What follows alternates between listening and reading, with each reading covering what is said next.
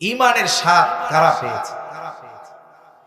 قال رسول الله صلى الله عليه وسلم ذاق طعم الإيمان من رضي بالله ربا وبالإسلام دينا وبمحمد نبيا ورسولا রাসূলুল্লাহ সাল্লাল্লাহু আলাইহি ওয়াসাল্লাম বলেন, যে ব্যক্তি আল্লাহ তাআলাকে রব হিসাবে পেয়ে খুশি, সন্তুষ্ট, ইসলামকে দ্বীন হিসাবে পেয়ে সন্তুষ্ট, আর মুহাম্মদুর রাসূলুল্লাহ সাল্লাল্লাহু আলাইহি ওয়াসাল্লামকে নবী হিসাবে পেয়ে সন্তুষ্ট, নবীজি জানায় দেন ওই ব্যক্তি ঈমানের নিষ্ঠতা, ঈমানের স্বাদ সে অনুধাবন করতে পেরেছে।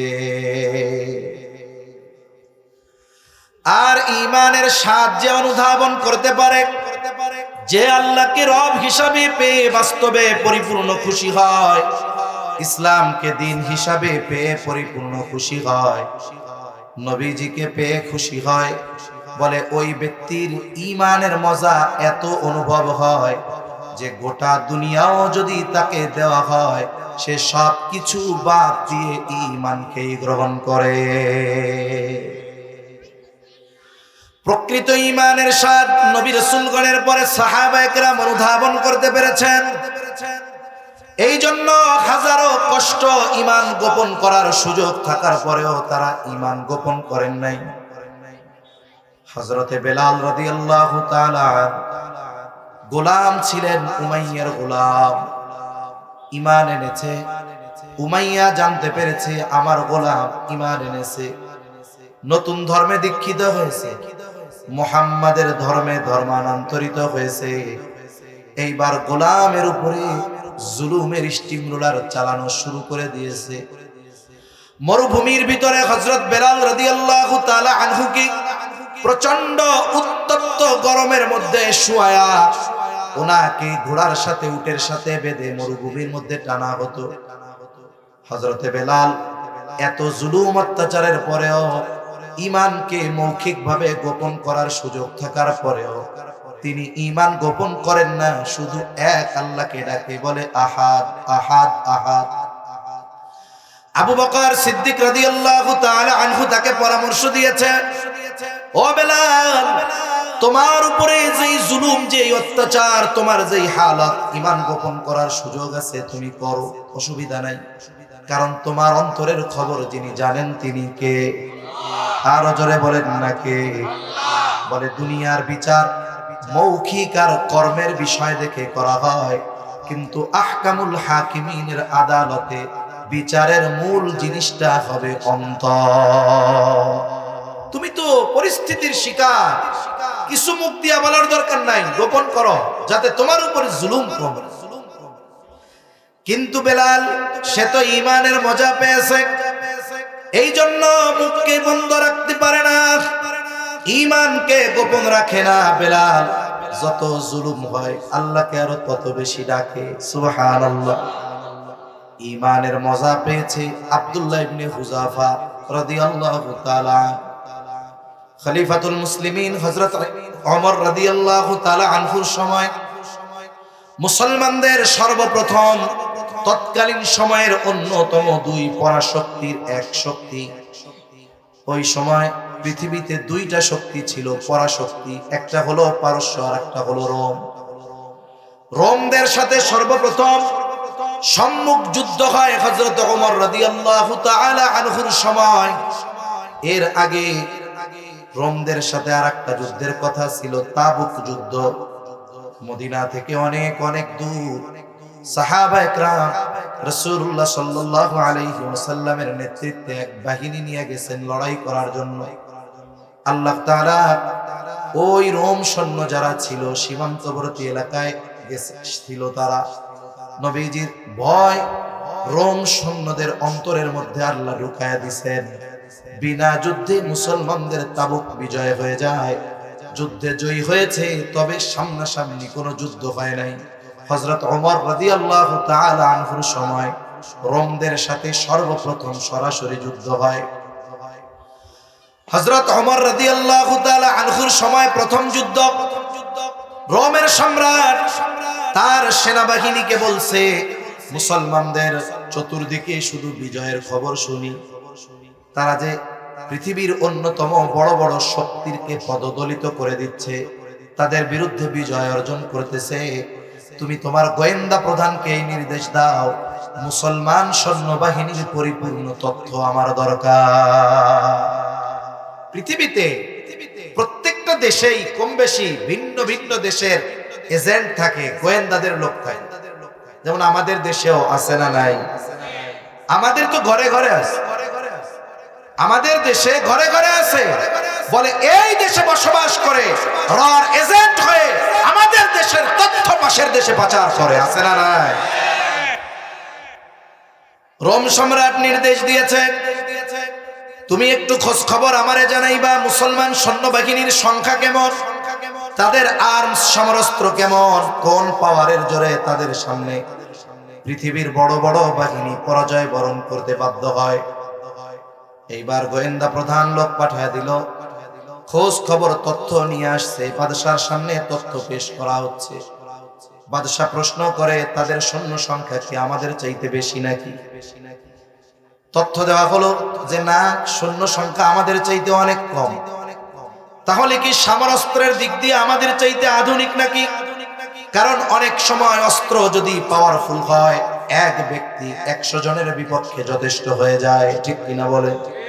তাহলে কি তাদের অস্ত্রগুলো আধুনিক? বলে না, তাদের চাইতে আমাদের অস্ত্র অনেক আধুনিক। তাহলে তাদের কি স্পেশাল কোনো ট্রেনিং আছে নাকি, কমান্ডো ট্রেনিং আছে নাকি? বলে না, আমাদের সৈন্যদের তো অনেক ধরনের ট্রেনিং আছে, বাতা আছে। বলে তাদের ওই ধরনের কোনো ট্রেনিং নাই। বলে কেউ কৃষি কাজ করে, কেউ ব্যবসা করে। যখন দেশের জন্য কাফেরদের বিরুদ্ধে, শত্রুর বিরুদ্ধে লড়াই করার প্রয়োজন হয়, সকলে সবার ব্যস্ততা ছেড়ে অস্ত্র হাতে নিয়ে শত্রুর বিরুদ্ধে লড়াইয়ের ময়দানে নেমে যায়। তাহলে তারা কোন ক্ষমতায়, কোন পাওয়ারে বড় বড় শক্তিকে পদদলিত করে তাদের সামনে পরাজিত হতে বাধ্য হয়? বলে বাদশা নামদার, 1 নাম্বার বিষয়, এই মানুষগুলো যুদ্ধের ময়দানে ফিরে আসার জন্য যায় না। তাদের উদ্দেশ্য থাকে হয় বিজয়, না হয় মরণ। তাদের টার্গেট থাকে মৃত্যু, শাহাদাতের মৃত্যু। বলে এই শাহাদাত প্রত্যেকটা ইমানদার, প্রত্যেকটা সৈন্যের কামনা। তারা যুদ্ধের ময়দান থেকে ফিরে যাওয়া নয়, বরং যুদ্ধের ময়দানে, জিহাদের ময়দানে জীবন উৎসর্গ করাটাকে চূড়ান্ত সফলতা মনে করে। দুনিয়ার মানুষ বেঁচে থাকার জন্য কত কিছু করে, আর এরা যে মরতে চায়, মরতে যায়, এই যে মৃত্যুর ব্যাপারে কোন জিনিস তাদেরকে উদ্বুদ্ধ করে তুলেছে? বলে এটা হলো তাদের ঈমান। ঈমানের পাওয়ার মৃত্যুকে তাদের সামনে তুচ্ছ করে তুলেছে। শাহাদাতকে তাদের জন্য, তারা নিজেদের জন্য খুশনসিব মনে করেছে। এই প্রকৃত পাকা ঈমানদার, এই কারণে এদের পরিস্থিতি এমন। বাদশা একটু অবাক হয়ে গেলেন, আহারে, আমার সৈন্যদের কত ফ্যাসিলিটি দিয়া, কত বেতন দিয়া আধুনিক সমরাস্ত্রে সুসজ্জিত অবস্থায় পাঠাই, এরপরেও মাঝে মধ্যে একটু হুঙ্কার দিলে পালায় চলে আসে। আর এই মানুষগুলো ঈমানের কারণে জীবন দিতে দ্বিধাদ্বন্দ্বের মধ্যে পড়ে না। সেনাপতিকে নির্দেশ দিয়ে দিলেন, শোনো, যুদ্ধের ফলাফল যা হয় হোক, তুমি কিছু জীবিত মুসলমান সৈন্য আমার সামনে হাজির করবা। আমি একটু পরীক্ষা করতে চাই যে এদের ঈমানের পাওয়ার কেমন। কারণ বাদশা তো খ্রিস্টান, আহলে কিতাব। বাদশার নির্দেশ, কিছু জীবিত মুসলমান সৈন্য ধরে আনবা। ঘটনাক্রমে যুদ্ধের ময়দানে একটা কাফেলা আটক হয়ে গেল। আল বিদায়া ওয়ান নিহায়ার মধ্যে ঘটনা আসছে। কেউ কেউ বলেন, কোন ঐতিহাসিক বলেন 40 জনের একটা দল ধরা পড়ছে। বাদশার আদেশ, সম্পূর্ণ দলকে রাজধানীতে পাঠিয়ে দেওয়া হলো। বাদশার কাছে খবর দেওয়া হলো, বাদশা নামদার, মুসলমানদের একটা দল আমাদের হাতে আটক, আপনি নির্দেশ দিলে আপনার সামনে হাজির করা হবে। বাদশা আদেশ দিলেন, আগামী দিন সকালবেলায় রাজদরবারে হাজির করবা। বাদশার নির্দেশ, পরের দিন সকাল বেলায় আব্দুল্লাহ ইবনে খুজাফা তার সাথী সহ বাদশার সামনে হাজির করা হলো। সবাই মনে করছে এদের মনে হয় গায়ে থাকবে লৌহ বর্ম, একেবারে যুদ্ধের পোশাক পরিহিত থাকবে, কিন্তু হায় এদের তো চেহারা থেকে বোঝা যায় না। এই মানুষগুলোর সামনে গোটা পৃথিবীর বড় বড় শক্তি মুহূর্তের মধ্যে ভেঙে পড়ে। কারো গায়ে ছেঁড়া জামা, কারো পায়ে স্যান্ডেল নেই, এদের পাওয়ারে তো। বাদশাহ এবার ওই কাফেলার দিকে ইশারা করে বলে, এই তোমাদের এই কাফেলার আমিরকে, সর্দারকে, নেতাকে? আব্দুল্লাহ ইবনে খুজাফা দাঁড়িয়ে বলে, আমি হলাম এই কাফেলার আমির, আমি হলাম এই দলের নেতা। বাদশাহ হাস্যোজ্জ্বল চেহারায় আব্দুল্লাহ ইবনে খুজাফাকে বলে, আব্দুল্লাহ আসো আমার পাশে বসো। দরবারের সব মানুষ অবাক নয়নে, অপলক নয়নে চেয়ে আছে, কি ব্যাপার?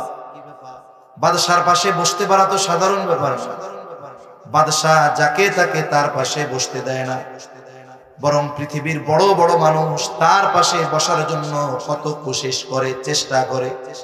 কেউ যদি বাদশার পাশে বসতে পারে, এটাকে তার জীবনের জন্য অন্যতম একটা সফলতা মনে করে।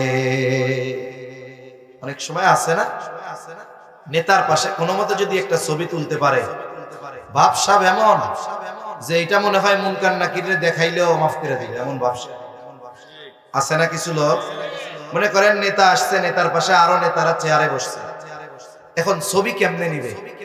আস্তে কানের কাছে যাইয়া মুখ লাগায় কয়, ভাই চা সিগারেট কিছু লাগবে? পাশে আর সামনে আর একটা রেডি করে রাখছে, যেই কানের কাছে মুখ নিব ওই টাইমে কিন্তু ছবি মারতে হবে। এই যে ধর 200, এইবার ক্যামেরা রেডি, কোনো মতে ওইটা নেতার কানের কাছে গিয়ে বলে, ভাই বিড়ি সিগারেট কিছু লাগবে? নেতা তাকে বলে, না।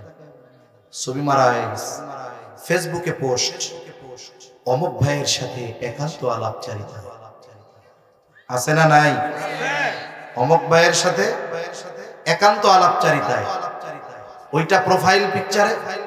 তারপরে আর একটা জানি পিছনে কি দেয়, প্রোফাইলের পিছনে কাবার ফটোতে ওইটা। সপ্তাহ 9 ঘুরতে ঘুরতে খালি ওই পোস্ট দেয়। ভাই কত মহব্বত করে, ভাইয়ের মতো লোক হয় না, ভাই যা বলে সহমত ভাই। তার মানে এক ছবি বিড়ি সিগারেট খাওয়ার কথা কইয়া তুলছে, এটা বেচে সারা বছর খায়। আছে না নাই কর? আর তৎকালীন সময়ের পরাশক্তি রোমের বাদশার পাশে বসতে পারা সৌভাগ্য।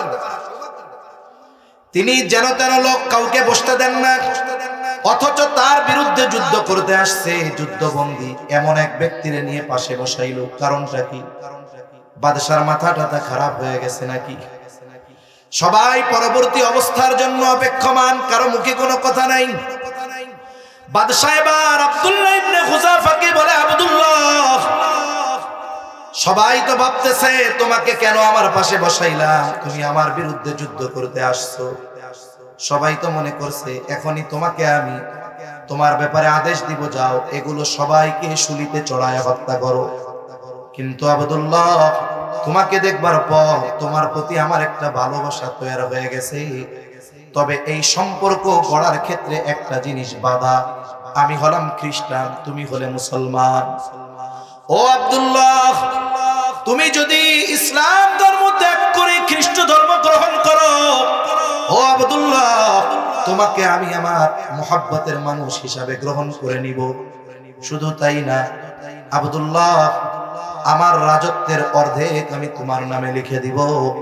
আমার একটা সুন্দরী ষোড়শী যুবতী কন্যা আছে, এটাকেও আমি তোমার সাথে বিয়ে দিয়ে দিব।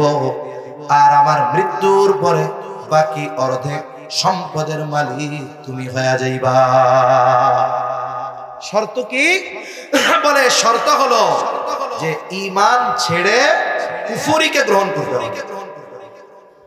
আর সাহাবায়ে কেরামের কাছে সবচাইতে দামি সম্পদ ছিল ঈমান, সবচাইতে ঘৃণার বস্তু ছিল কুফর, সবচাইতে পছন্দের জিনিস নিতে বলে কিসের বিনিময়ে? বলে যেটাকে সবচাইতে তারা অপছন্দ করে। বলে এই ঈমান গ্রহণ করতে গিয়া সাহাবায়ে কেরাম কেউ পরিবার ছেড়েছে, সম্পদ ছেড়েছে, জীবনের সর্বস্ব ত্যাগ করার জন্য তারা প্রস্তুত। এই ঈমানকে ত্যাগ করে কুফরিকে গ্রহণ করতে বলতেছে। আব্দুল্লাহ ইবনে হুযাফা বাদশার কথা শেষ হওয়ার অপেক্ষায় অপেক্ষমান। ইতিমধ্যে বাদশার কথাগুলো তার রক্তকে গরম বানায় দিয়েছে, শরীরের লোমকূপ দিয়ে ঘাম বের হওয়া শুরু হয়ে গেছে, রাগে ক্ষোভে চোখ দুটো রক্তবর্ণ হয়ে গেছে। বাদশার কথা শেষ, আব্দুল্লাহ ইবনে হুযাফা বসা থেকে দাঁড়ায় গেছে। কারণ অনেক সময় দেখবেন মানুষ যখন রাগান্বিত হয়, সে যদি আরামের বিছানায় শুয়ে থাকে লাফ দিয়ে দাঁড়ায় যায়, ঠিক কিনা কন? আব্দুল্লাহ ইবনে হুযাফা দাঁড়ায় গেছে, বাদশার দিকে ফিরে রক্ত চক্ষুতে বাদশার দিকে তাকিয়ে উঁচু আওয়াজে বলতেছে, এই রোমের কুকুর, তুই কি দুনিয়ার বিনিময়ে আমার ঈমান কিনতে চাস? তুই শুনে রাখ, এ তো তোর সামান্য রোম সাম্রাজ্য। তুই যদি আমাকে গোটা দুনিয়ার মালিক বানায় দেস, আমি আমার ঈমান তোর কাছে বিক্রয় করব না। রোমের মানুষ কোনোদিন এই দৃশ্য কল্পনাও করে নাই, স্বপ্নেও দেখে নাই যে তাদের বাদশার সামনে উঁচু আওয়াজে ধমক দিয়ে কেউ কথা বলতে পারে। মুহূর্তের ভিতরে গোটা রাজ দরবারের অবস্থা পিন পতন নীরব। বাদশাহ ভাষা হারায় ফেলছে, কিং কর্তব্য বিমূঢ় হয়ে গেছে, ঠান্ডা হয়ে গেছে যে হায় রে কি হইল এটা, এটা সে চিন্তাও করে নাই। সে ভেতরে চলে গেছে। একটু পরে আদেশ পাঠাইছে, কত বড় স্পর্ধা, আমার মুখের উপরে কথা, আমাকে এত বড় অপমান, ঈমানের বড়াই দেখায়, ঈমানের পাওয়ার দেখায়। যাও ওকে জেলখানার মধ্যে বড়, খাবারও দিবা না, পানিও দিবা না, দেখি ওর ঈমানের পাওয়ার কতক্ষণ থাকে। পৃথিবীতে যদি কোনো মানুষকে কেউ কনভিন্স করতে চায়, সে নিজের পক্ষে আনতে চায়, টানতে চায়, কয়েকটা স্টেপ সে অবলম্বন করে। এক নাম্বার, ওই ব্যক্তিকে তার পক্ষে আনার জন্য প্রলোভন দেয়। কি দেয়? প্রলোভন দেয়, লোভ দেয়, লোভ। এই যে টঙ্গীর ইমাম সাহেব, ওনারে গুম করার অনেক আগে থেকে অনেকগুলো চিঠি দিছে না? কয়েকটা তো অনলাইনে ভাইরাল হয়েছে, দেখছেন আপনারা? কি লেখা আছে? হিন্দুত্ববাদের পক্ষে বলবা, বাংলাদেশের রাজনৈতিক দলগুলোর বিরুদ্ধে বলবা, অখণ্ড ভারতের ব্যাপারে তুমি ইঙ্গিতে আলোচনায় বলবা। যদি করো, কমিটি টমেটি সহ প্রত্যেককে 1 কোটি রুপি করে দেওয়া হবে। রুপি 1 কোটি রুপি করে দেওয়া হবে যদি তোমরা আমাদের পক্ষে বলো। এটা হলো প্রলোভন। এটা কি? লোভ। আল্লাহর বান্দা তার অবস্থানের উপরে অটল, এই লোভ তাকে টলাতে পারে না। তখন কি হয়েছে? টর্চার। তখন কি হয়েছে? নির্যাতন, গুম। হয়তো এরপরে তাদের প্রচেষ্টা ছিল একেবারে ক্লিয়ার করে দিবে, খুন করে দিবে। আব্দুল্লাহ ইবনে হুযাফাকে প্রলোভন দিয়া, লোভ দিয়া কোনো লাভ হয় নাই। এই জন্য বাদশাহ পরবর্তী স্টেপ গ্রহণ করছে, আটকায় দাও জেলখানার ভিতর, খাবারও দিবা না, পানিও দিবা না, দেখি ঈমানের পাওয়ার কতক্ষণ থাকে। আব্দুল্লাহ ইবনে হুযাফাকে জেলখানার মধ্যে ভরা হলো। বাদশাহ ডাক্তারকে বলে দিয়েছে, ডাক্তার খবরদার, খোঁজ খবর কিন্তু রাখবা, খাবারও দিবা না, পানিও দিবা না, তবে যদি খাবার পানির অভাবে প্রচন্ড অসুস্থ হয়ে যায় তাহলে অবশ্যই অবশ্যই আমার সাথে যোগাযোগ করবা। জেলখানার মধ্যে আব্দুল্লাহ ইবনে হুযাফা 1 সপ্তাহ পার হয়ে গেছে, খাবারও নাই, পানিও নাই, খাবারও নাই, পানিও নাই। আব্দুল্লাহ ইবনে হুযাফা খাবার আর পানির অভাবে প্রচন্ড দুর্বল, ভেতরে শুয়ে আছে, দেখে বোঝা যায় না বেঁচে আছে না মরে গেছে। স্বাভাবিকভাবে এক বেলায় খাবার যথাযথ সময় না হইয়া একটু দেরিতে হলে আমাদের অবস্থা খারাপ, ঠিক কিনা কন?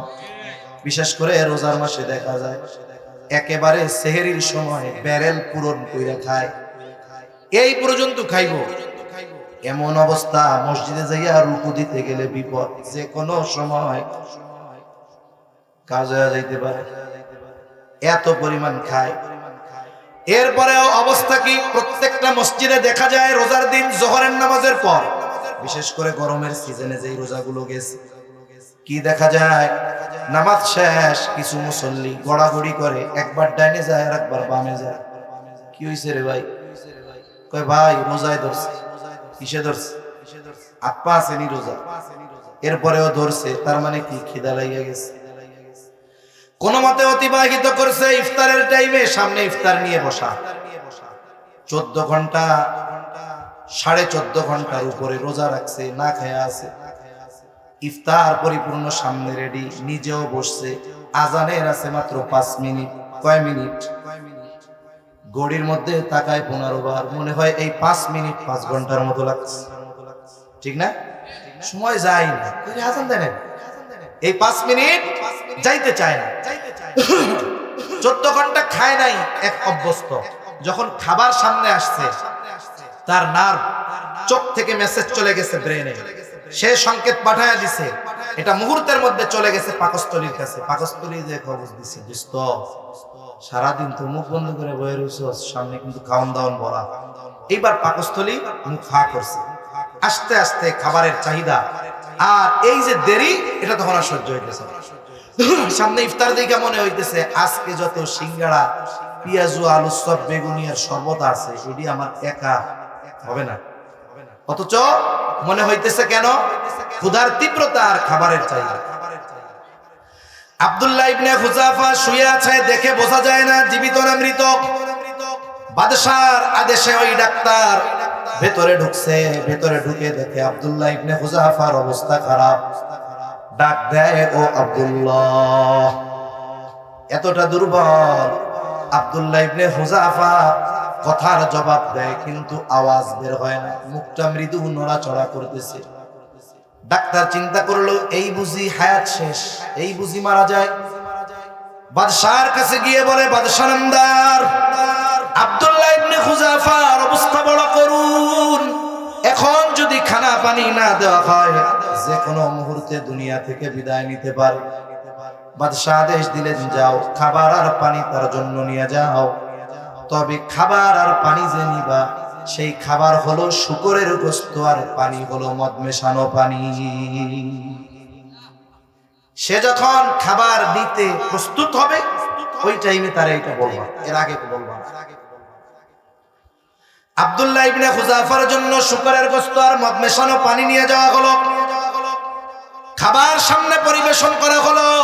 আব্দুল্লাহ ইবনে হুযাফার সামনে খাবার, ওই যে ইফতার যখন সামনে আসে, সিগন্যাল চলে গেছে পাকস্থলীতে যে খাবার আসতে, তাড়াতাড়ি খাও। 14.5 ঘন্টা না খেয়ে আছে, এটার সাথে অভ্যস্ত হয়ে গেছে। কিন্তু পাকস্থলী যখন হা করছে, নার্ভ যখন মেসেজ পাঠায় দিছে, তখন 5 মিনিট 5 ঘন্টার মতো লাগে। খাবার সামনে আসছে, ক্ষুধার্ত মানুষ, খাবার তিনি গ্রহণ করতে যাবেন, এমত অবস্থায় ডাক্তার বলে, আব্দুল্লাহ তোমার জীবন বড় সংকটময় অবস্থায়, তবে এটা শুনে রাখলে যে খাবার আর পানি এটা হলো শুকরের গোশত আর মদ মেশানো পানি। মানুষের জীবন যদি এমন অবস্থায় চলে যায়, না খাইলে মরা ছাড়া উপায় নাই। কোরআনুল কারীমে আল্লাহ জানায়া দিবেন যে জীবন বাঁচানোর জন্য ওই মুহূর্তে যতটুকু হারাম গ্রহণ না করলেই নয়, জীবন বাঁচানোর জন্য এতটুকু গ্রহণ করা তার জন্য শরীয়ত ছাড় দিয়েছে। ওনার অবস্থা তো এরকম, কিন্তু উনিও জানেন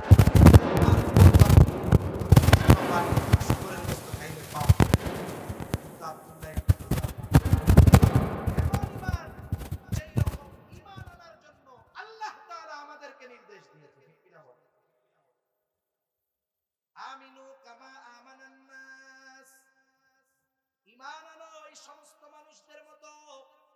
এখানে নাস দ্বারা উদ্দেশ্য হলো সাহাবায়ে কেরাম, কারণ নবীদের মতো ঈমান আনা সাধারণ মানুষের জন্য সম্ভব নয়, সাহাবায়ে কেরামের মতো সম্ভব। আনার জন্য চেষ্টা করার নির্দেশ দিন। তাদের তো সেই ঈমান যা গোটা বিশ্ববাসীর কাছে অনুকরণীয়। আব্দুল্লাহ ইবনে হুযাফা দুর্বল, খাবারের কারণে দৈহিক দুর্বল, কিন্তু বলেন তো ঈমানের দিক দিয়ে দুর্বল নাকি সবল? বাদশা আহলে কিতাব তার জানা আছে খাবার দেই নাই, দৈহিক দুর্বল হয়েছে, এখন যদি পেটের মধ্যে হারাম ঢুকায় দিতে পারি ঈমান দুর্বলতা চলে আসবে। জন্য এই পৃথিবীতে ঈমানই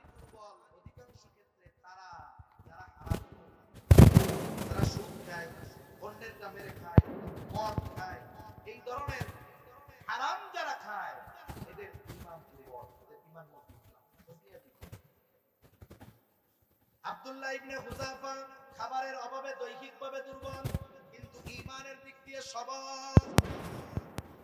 যখন কানের মধ্যে আওয়াজ গেছে শুকরের গোশত আর মদ মেশানো পানি, ঈমানি শক্তিতে বলিয়ান হয়ে আব্দুল্লাহ ইবনে হুযাফা উঁচু আওয়াজে বলে, হে ডাক্তার এগুলো সরা, নাইলে লাথি মেরে ফালায়া দিন। ডাক্তার চিন্তা করে একটু আগে খাবারের অভাবে কথা বলতে পারে না, এখন দেখি লাথি মারতে চায়। শক্তি আসলো,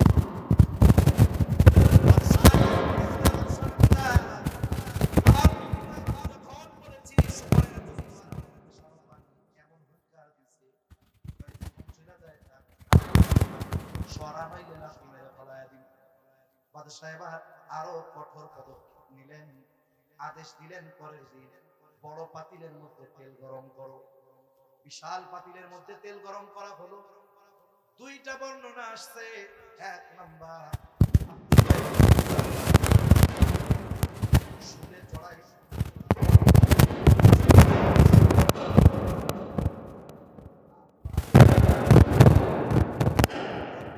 আদেশ করা হলো তার দিকে তীর মারবা, তবে তার গায়ে লাগবে, আশেপাশে মারবা।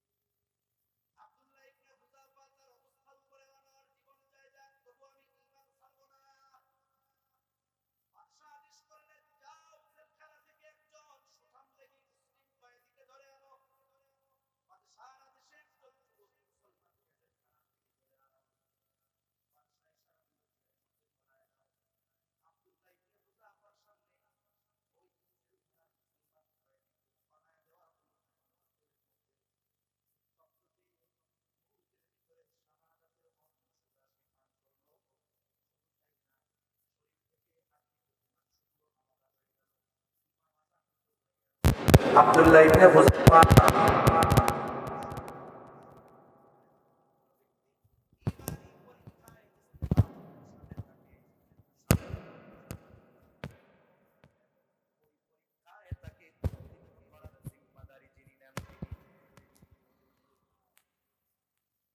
এই দৃশ্যগুলো আব্দুল্লাহ ইবনে হুযাফার মধ্যে ভীতি সঞ্চার করতেছে না, বরং আব্দুল্লাহ ইবনে হুযাফার ঈমানি কুওয়াত আরো বাড়ায় দিচ্ছে। আব্দুল্লাহ ইবনে হুযাফা এই দৃশ্য দেখবার পরেও তার অবস্থার উপরে অনড়, জীবন যাবে তবু আমি ঈমান দিব না। বাদশা এবার আদেশ দিল, যাও ওরেও তেলের মধ্যে ফালায়া দাও। দুইজন ধরে নিয়ে কাঁধে ভর করে হাঁটায়া হাঁটায়া তেলের দিকে নিয়ে যায়। আব্দুল্লাহ ইবনে হুযাফা কান্না শুরু করে দিয়েছে। ওরা ভাবছে মনে হয় মরার ভয়ে কান্না করে।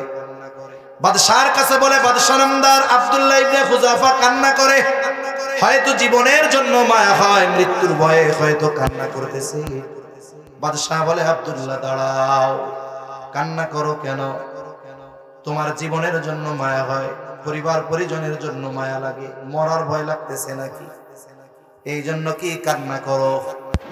আব্দুল্লাহ ইবনে হুযাফা বাদশার কথার জবাবে বলে, না বাদশা, আমি মৃত্যুর ভয়ে কান্না করি না, কারণ প্রকৃত ঈমানদার জানে মৃত্যু হলো একটা পর্দা, এপারে দুনিয়া ওপারে আল্লাহর জান্নাত। আর যদি এই মৃত্যু হয় শাহাদাতের মৃত্যু, এর চাইতে সৌভাগ্যের আর কোনো কিছু নাই।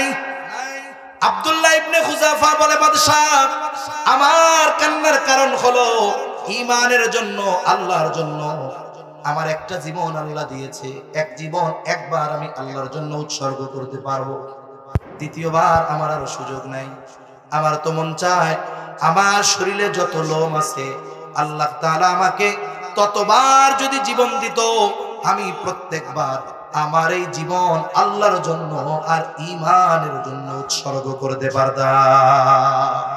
জীবন একবার, মরতে পারবো একবার, এই জন্য কান্না চলছে। কারণ যারা আল্লাহর রাস্তায় শাহাদাত বরণ করে জান্নাতে এরা সবুজ পাখির মতো উড়ে, সবুজ পাখি হয়ে উড়ে। আল্লাহ তাআলা স্পেশাল ভাবে তাদের খাবারের ব্যবস্থা করেন, সব প্রয়োজনাদি পূরণের ব্যবস্থা করেন। আল্লাহ তাআলা তাদের জিজ্ঞাসা করে, ও আমার বান্দারা, এত নিয়ামত পেয়েছো, এরপরেও কি তোমাদের কিছু চাওয়ার আছে নাকি? তখন ওই শহীদরা বলে, আল্লাহ কিছুই চাওয়ার নাই, তবে একটা জিনিস আমাদের মন চায়। কি মন চায়? বলে, আল্লাহ যদি আবার একটু দুনিয়ায় পাঠাইতেন, আপনার রাস্তায় জিহাদ করতাম, শহীদ হতাম। আবার পাঠাইতেন, আবার আপনার রাস্তায় জিহাদ করতাম, শহীদ হতাম। শুধু একটা জিনিস মন চায়, আর অন্য কিছু মন চায় না। হবে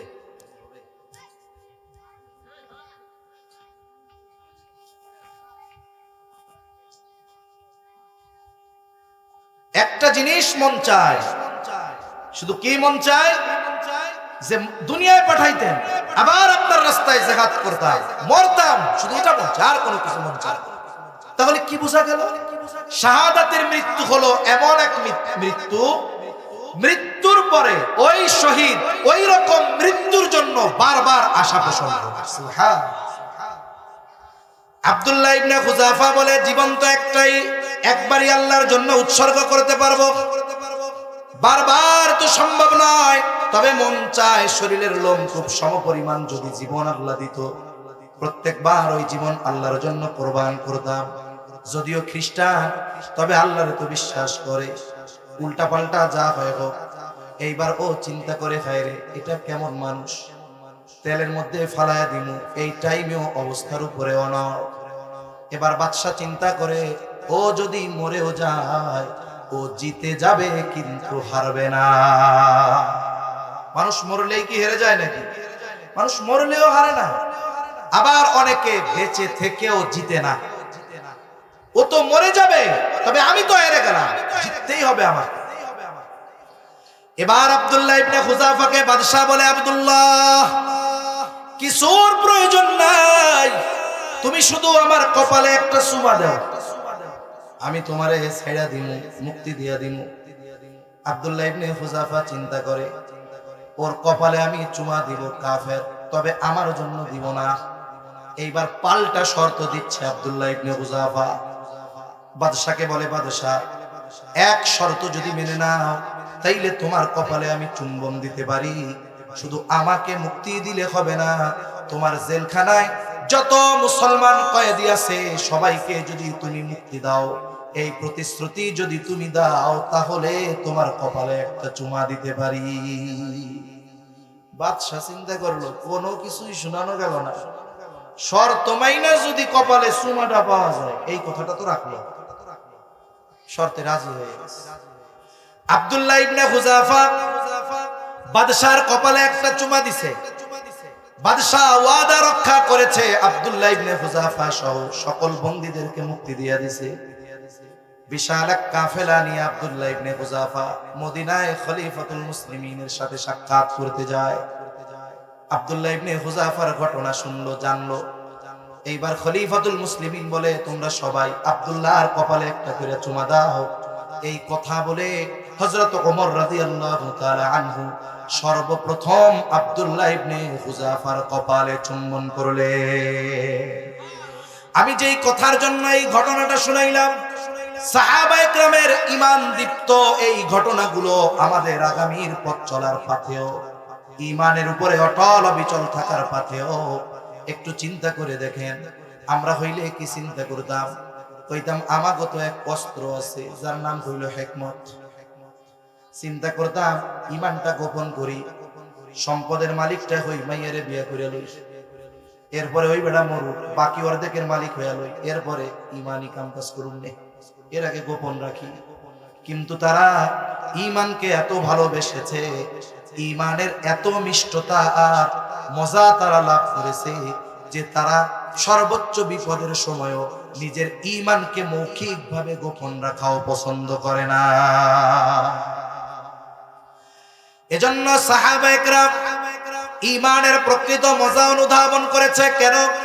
ওই যে আল্লাহর নবী বলেছেন যাকাতু আমাল ঈমান মান রাদিয়া বিল্লাহি রাব্বা, যে আল্লাহকে রব হিসাবে পেয়ে সন্তুষ্ট। বলেন তো সাহাবায়ে কেরামের মতো, নবী রাসূলগণের পরে সাহাবায়ে কেরামের মতো আল্লাহকে রব হিসাবে পেয়ে আর কেউ সন্তুষ্ট হয়েছে নাকি? ইসলামকে দিন হিসাবে পেয়ে তারা সর্বোচ্চ সন্তুষ্ট। মুহাম্মাদুর রাসূলুল্লাহকে নবী হিসাবে পেয়ে তারা সম্পূর্ণ সন্তুষ্ট। এই জন্য ঈমানের মজা পেয়েছে। আর এই ঈমানের মজা গোটা দুনিয়ার সব কিছুকে তাদের সামনে তুচ্ছ বানায়া দিয়েছে। এইরকম ঈমানও আমাদের দরকার, ঠিক কিনা বলেন? কিন্তু আফসোস, এই যে মজা, ঈমানের মজা অর্জনের জন্য যেগুলো দরকার, এগুলোর সাথে শুধু দুনিয়ার সম্পর্ক সম্পৃক্ত এমন নয়, বরং এই তিন বিষয়ের আলোকে আমাকে আপনাকে কবরে প্রশ্ন করা হবে। মারা যাওয়ার পর কবরে তিন প্রশ্ন করবে না? কয় প্রশ্ন? তিন প্রশ্ন। কেউ আসেননি যে না হুজুর তিন প্রশ্ন কি করব জানি না, তো একটু কইয়া দেন? কেউ আছে? যারা বালেক, প্রাপ্তবয়স্ক, এরকম কেউ নাই। বরং আপনার এলাকায় যদি কোনো অমুসলিম থাকে, ওরে যদি জিজ্ঞাসা করেন জানো নি কবরে তিন প্রশ্ন করব, জানো? ও কইব শুধু জানি না, উত্তর সহ জানি। দুনিয়ার প্রশ্নের জবাব লেখাপড়ার মাধ্যমে দেওয়া যায়। কোন ছাত্র যদি দুনিয়ায় ভালো মতো লেখাপড়া করে, পরীক্ষার হলে গিয়ে জবাব দিতে কি পারে কি পারে না? পরে পরীক্ষার হলে, দুনিয়ার পরীক্ষার হলে পাশ করার মাধ্যম সাধারণত তিনটা হয়। কয়টা হয় জোরে কোন? এত অস্থির হইছে? কয়টা হয়? ঘুম আসতেছে নাকি আপনাদের? নাকি আজকে মিছিল টিছিল করে গলা ডাউন হয়ে গেছে? তাকবীর দেন একটা, নারায়ে তাকবীর, নারায়ে তাকবীর। তিনটা পদ্ধতিতে দুনিয়ার পরীক্ষায় পাশ করা যায়। বলে এক নাম্বার, ভালো ছাত্র সে যদি যথাযথভাবে লেখাপড়া করে, পরীক্ষার হলে গিয়ে প্রশ্ন দেখে আর বলে সব কমন, কোনো অসুবিধা নাই, তাহলে একদল লেখাপড়া করে পাশ করে, আর একদল লেখাপড়া টড়া করে না, বলে এক গাঁটটি তাবিজ নিয়ে পরীক্ষার হলে যায়, নকল নিয়ে যায়, নকল। এইবার যেইগুলা নেয় প্রশ্নের সাথে মিলায়, ওর ভাষায় ও আল্লাহর শুকরিয়া আদায় করে, বুঝতো জানছি সব লেগে গেছে, কাজ হয়ে গেছে। তাহলে দ্বিতীয় পদ্ধতি, নকল করে দুনিয়ার পরীক্ষার হলে পাশ করা যায়। আর এক শ্রেণীর আল্লাহর বান্দা আছে, আল্লাহ তাআলা এই লোকগুলারে বিশেষ এক যোগ্যতা দিছে। বলে লোকগুলো আর একজনের খাতার দিকে তাকায়, কিন্তু নিজের খাতায় না দেখা লিখতে থাকে। আছে না এরকম কিছু? ও তাকায় থাকে আর একজনের খাতায়, কিন্তু হাত চলে নিজের খাতায়। এটা কিন্তু অন্যতম এক যোগ্যতা। বলে এই তিন পদ্ধতিতে দুনিয়ার পরীক্ষায় পাশ করা যায়। কিন্তু আল্লাহর কসম, কবরের ওই পরীক্ষার প্রশ্নের জবাব মুখস্থ করলে দেওয়া যাবে না, নকল করে দেওয়া যাবে না, ওইভাবে আরেকজনেরটা শুনেও দেওয়া যাবে না, বরং কবরের এই তিন প্রশ্নের জবাবের সম্পৃক্ততা দুনিয়ার কর্মের সাথে। তাহলে কবরের তিন প্রশ্নের প্রথম প্রশ্ন, মার রব্বুক, তোমার রব কে? জোরে জবান খুলে বলেন তো রব কে? আরো জোরে বলেন কে? এখন কথা হলো, এটা তো আমি জানি, কিন্তু কবরে প্রশ্ন করলে জবাব দিব কেমনে? বলে আল্লাহকে শুধু রব বলে স্বীকার করলে মৌখিক ভাবে হবে না, ওই রবের সকল হুকুম আহকাম বাস্তব জীবনে পরিণত করতে হবে। রবের আদেশ নিষেধ মেনে চলতে হবে। দুই নাম্বার কবরের প্রশ্ন, আমার দিন, তোমার দিন কি? জোরে বলেন, আমাদের দিন কি? এটাকে শুধু মৌখিক ভাবে বললে হবে নাকি? হবে না। বাস্তবে ইসলাম আমাদের ব্যক্তিগত জীবন থেকে রাষ্ট্রীয় পর্যায়ে পর্যন্ত থাকতে হবে। এখন তো ইসলাম এক ফর্মালিটি, আনুষ্ঠানিকতার নাম হয়ে গেছে। রাসূলুল্লাহ সাল্লাল্লাহু আলাইহি ওয়াসাল্লাম বলেন, ইউশিকু আন ইয়াতিয়া আলান নাসি জামান লা ইয়াবকা মিনাল ইসলাম ইল্লা ইসমুহু ওয়া লা ইয়াবকা মিনাল কুরআনি ইল্লা রাসমুহু। নবীজি বলেন, অচিরেই এমন এক জামানা আসবে, ইসলাম শুধু নামে থাকবে, বাস্তবিক জীবনে ইসলাম থাকবে না। আমাদের অধিকাংশ মানুষের জীবনের অবস্থা এমন, ব্যক্তিগত জীবনে ইসলাম নাই, পারিবারিক জীবনে ইসলাম নাই, সামাজিক জীবনে ইসলাম নাই, অর্থনৈতিক জীবনে ইসলাম নাই, রাজনৈতিক জীবনে ইসলাম নাই। বলেন তো, যেই ব্যক্তির কোথাও ইসলাম নাই ওই ব্যক্তি কবরে গিয়া জবাব দিতে পারবে নাকি আমার দিন ইসলাম? পারবে? প্রত্যেকটা বান্দার উপরে আল্লাহ প্রদত্ত কিছু বিষয় আছে, বান্দার অবস্থার আলোকে আল্লাহ তাআলা বান্দার জন্য ওটা আবশ্যকীয় করে দেন। যার ক্ষমতা আছে, এই সামর্থ্য আছে যে সে নিজে এবং নিজের পরিবারকে ইসলামের উপরে চালাতে পারে, এই ক্ষমতা আল্লাহ তাকে দিয়েছে। বলে ওই ব্যক্তি যদি ব্যক্তিগত জীবন আর পারিবারিক জীবন ইসলামের আলোকে না সাজায়, কিয়ামতে আল্লাহর কাছে ধরা পড়তে হবে। আল্লাহ তাআলা যাকে আরেকটু বেশি দিয়েছে, সামাজিকভাবে ইসলাম প্রতিষ্ঠা করার যোগ্যতা ক্ষমতা তার আছে, সে যদি নিজে পরিবার এবং সামাজিকভাবে ইসলাম প্রতিষ্ঠার প্রচেষ্টা না করে আল্লাহর কাছে জবাব দিতে হবে। যে রাষ্ট্রীয়ভাবে ইসলাম প্রতিষ্ঠার সক্ষমতা রাখে, তারা যদি রাষ্ট্রীয়ভাবে ইসলাম প্রতিষ্ঠার প্রচেষ্টা না করে, তাহলে কিয়ামতের দিন জবাব দিতে হবে কার সামনে? প্রথম জবাব তো আমার নিজের। প্রথম জবাব কার? আমার নিজের। এখন এটার জবাব যদি দিতে হয়, কমপক্ষে নিজে ইসলামের মধ্যে পরিপূর্ণ অন্তর্ভুক্ত হতে হবে। এরপরে আমার খায়, আমার উপার্জনের এটা খায় আমার পরিবার, আমার কথা শুনবো না, এটা কি হয়? এটা কি মেনে নেওয়া যায়? কোন তাহলে আপনার উপার্জন যে খায়, আপনার অধীনস্থ যে, সে কেন দিনের উপরে থাকবে না? তাকেও পরিপূর্ণ ইসলামের উপরে আনতে হবে। কমপক্ষে নিজে আর অধীনস্থদের ব্যাপারে আল্লাহর সামনে জবাবদিহি তার কাঠগড়ায় দাঁড়াতে হবে। নবীজি বলেন, কুল্লুকুম রাঈনা ওয়া কুল্লুকুম মাসউলুন আন রাঈয়াতিহি, তোমরা প্রত্যেকেই দায়িত্বশীল, প্রত্যেককে তার দায়িত্বের ব্যাপারে জিজ্ঞাসা করা হবে। তাহলে যেই ব্যক্তির জীবনে ইসলাম নাই, ব্যক্তিগত জীবনেও নাই, পারিবারিক জীবনেও নাই, সামাজিক জীবনেও নাই, বলেন তো এই ব্যক্তি কবরে জবাব দিতে পারবে নাকি আমার দিন ইসলাম? পারবে? জোরে কোন। 3 নাম্বার প্রশ্ন হবে ওমান নাবিয়্যু, অথবা নবীজিকে দেখায় বলা হবে মা হাদার রাজুলুল্লাযী বুইসা ফীকুম, এই ব্যক্তি কে যাকে তোমাদের কাছে প্রেরণ করা হয়েছিল? এইবার আমরা সবাই জানি তিনি হলেন আমাদের নবী মুহাম্মাদুর রাসূলুল্লাহ সাল্লাল্লাহু আলাইহি ওয়াসাল্লাম। জানা থাকবে, কিন্তু ওই সময় জবাব দেওয়ার ক্ষমতা থাকবে না যদি ওই ব্যক্তি না দুনিয়ায় রাসূল সাল্লাল্লাহু আলাইহি ওয়াসাল্লামের আদর্শে আদর্শিত না হয়। জবাব দেওয়ার কোনো উপায় থাকবে না।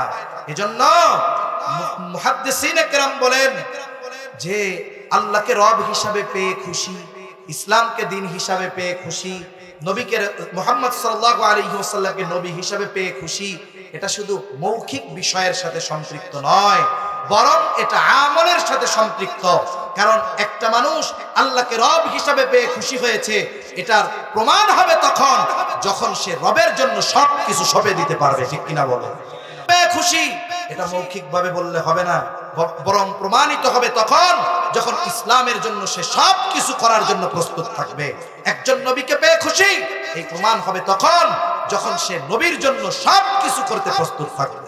কিন্তু আফসোস, আমরা নবীরে ভালোবাসি, নবীর জন্য জীবন দিতে তৈরি, তবে নবীর জন্য সুন্নত রাখতে আমরা রাজি নেই।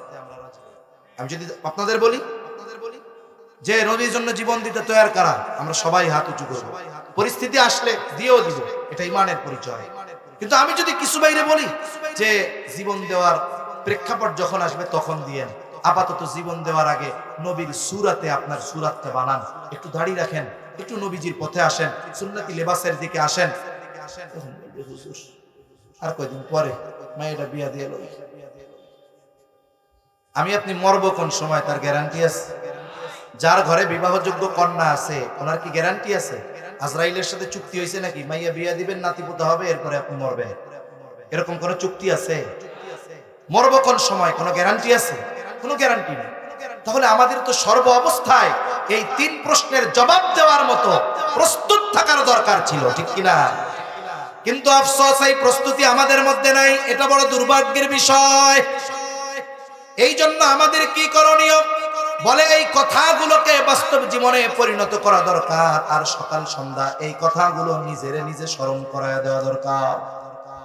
হাদিসের মধ্যে আসছে, নবীজি বলেন, মান ক্বালা রাদিতু বিল্লাহি রাব্বাহু ওয়া বিল ইসলামি দীনা ওয়া বি মুহাম্মাদিন নাবিয়্যান ওয়া রাসূলা ওয়াজাবাত লাহুল জান্নাহ।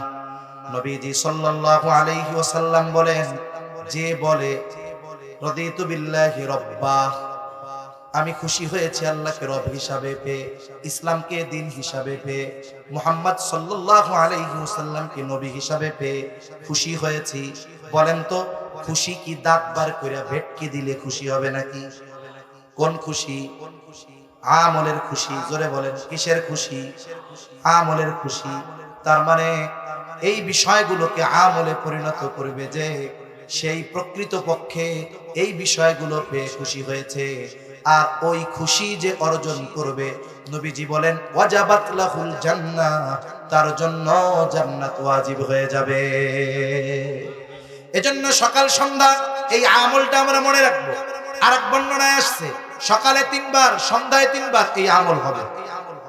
সকালে 3 বার সন্ধ্যায় 3 বার নিজে স্মরণ করায় দিব, ও আল্লাহর বান্দা, তুমি তো ওই রবের গোলাম, তোমাকে তো ইসলাম মেনে চলতে হবে, তোমাকে তো নবীর আদর্শের উপরে চলতে হবে। এভাবে নিজের প্রত্যেকদিন সকাল সন্ধ্যা স্মরণ করা, এই কথাগুলোকে যদি বাস্তবে পরিণত করতে পারি, তাহলে আমার আপনার জন্য জান্নাত ওয়াজিব হওয়ার ঘোষণা নবীজি দিয়ে দিয়েছে। যে ব্যক্তি জান্নাত পাবে, দুনিয়ায় যদি কোনো কিছু না পায়, তার কোনো ব্যর্থতা আছে? কারণ সফলতা কিসের মধ্যে? জান্নাত পাওয়ার মধ্যে, জাহান্নাম থেকে বাঁচার মধ্যে। আল্লাহ তাআলা বলেন, ফামান যুহজিহা আনিন নার ওয়া উদখিলাল জান্নাতা ফাকাদ ফাজ। আল্লাহ তাআলা জানায় দেন, কিয়ামতের দিন যাকে জাহান্নাম থেকে বাঁচানো হবে, জান্নাতে প্রবেশ করানো হবে, আল্লাহ বলেন ফাকাদ ফাজ, সে সফল হয়ে যাবে। সুবহানাল্লাহ। তাহলে আমরা সবাই সেই সফলতা চাই কি চাই না? কারা চাই একটু হাত উঁচা করে আল্লাহকে দেখাই। নারায়ে তাকবীর, নারায়ে তাকবীর। হাত নামান। তাহলে আজকে থেকে নিজের সাথে নিজে ওয়াদা করেন যে রব অসন্তুষ্ট হয় এমন কোন কাজ করব না। জোরে বলেন, করব না। ইসলামের সাথে সাংঘর্ষিক এমন কোন কাজ, জোরে বলেন, করব না। 3 নাম্বার, জীবন চলে যায় যা, নবীর আদর্শ আমরা ছাড়ব না। আল্লাহ সুবহানাহু ওয়া তাআলা আমাদের সকলকে এই বিষয়গুলোর আলোকে প্রকৃত যেই খুশি সন্তুষ্ট সেটা হওয়ার তৌফিক দান করেন। জবান খুলে বলেন আমিন, জবান খুলে বলেন আমিন। এই ঈমানের মিষ্টতা যদি এগুলো অর্জনের মাধ্যমে করতে পারি, তাইলে আমার আমল সুন্দর হয়ে যাবে। সবাই তো ঈমানদার। শুরুতে কি বলছি? এক এলাকায় নামাজি আছে 10,000, ফজরের নামাজে যায় 10 জন। কয়জন যায়? এই 10 জন কেন যায় বলেন তো? বলেন, ঈমানের মজা পাইছে। জোরে বলেন, কিসের মজা পাইছে? এজন্য শীতের রাতে গরমের কম্বলের চাইতে ঠান্ডা পানি দিয়ে ওযু করে আল্লাহর কুদরতি পায়ে সেজদা দেওয়া তার মজা লাগে। কেন? বলে ঈমানের মজা পেয়েছে এই জন্য। এখন কি হবে? ঈমানের মজা পাবে যে, নেক আমল করবে সে। আল্লাহ বলেন, বান্দা তুমি আমার মেহমান। কোন জায়গার মেহমান? জান্নাতুল ফেরদাউসের মেহমান। আল্লাহ তাআলা আমাদের সকলকে জান্নাতুল ফেরদাউসের মেহমান হওয়ার তৌফিক দান করেন। জবান খুলে বলি আমিন।